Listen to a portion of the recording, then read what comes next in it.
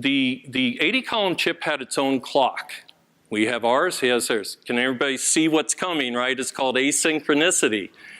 And there's always a statistical chance, if we're not on the same clock, that you're going to misunderstand what I tell you. It's like going through revolving doors with a big box, armload of packages, and only the packages arrive, right? Or you arrive and the packages are behind you. We'd do writes and the data would get lost and stuff.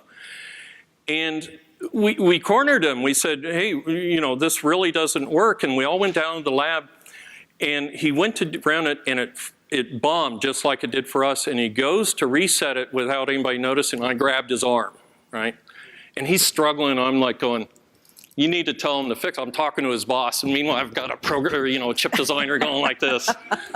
And his boss finally got it. He said, oh, yes, I understand. Meanwhile, we got CES, and there's no way I'm missing CES. I don't care what excuse I have.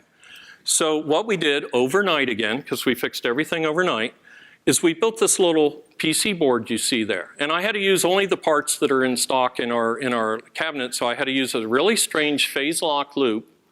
And what I did was I phase locked, instead of their own 16 meg clock, they had like 9/8 of our clock or something, and I phase locked it to the VIC chip.